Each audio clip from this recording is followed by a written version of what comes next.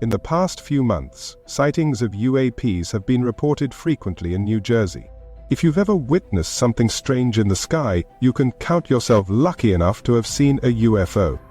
But even if you haven't, let me introduce you to a Mufon investigator who has written a book that will teach you how to use your smartphone to document UFOs.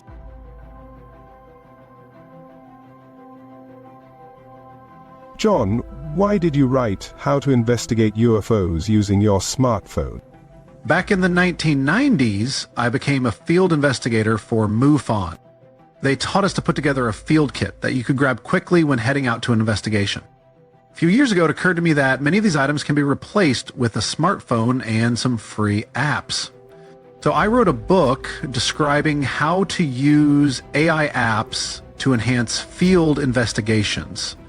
There are a lot of techniques that investigators with open minds and a scientific attitude can use to validate or debunk photos and videos. Photo and video analysis can really help rule out bugs, dust orbs, planes, planets, satellites, and so on, and help prove some sightings as truly anomalous.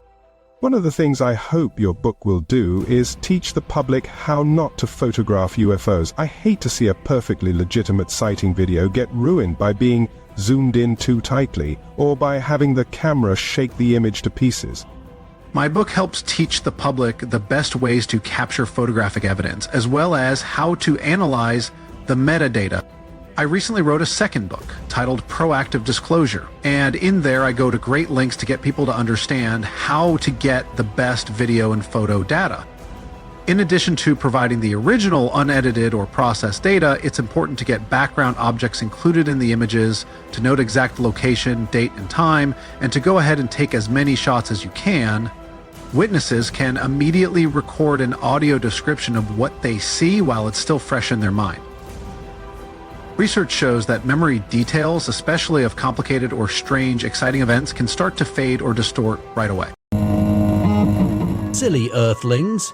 How can we help you save your planet if you don't communicate with us? Don't forget to like, comment, and share this video. I've also enjoyed reading the blogs you posted on UFO Track. Can you tell the audience about some of the sightings you've covered? My favorite sighting was described to me by my uncle, who flew cargo airplanes for several decades for the U.S. Air Force.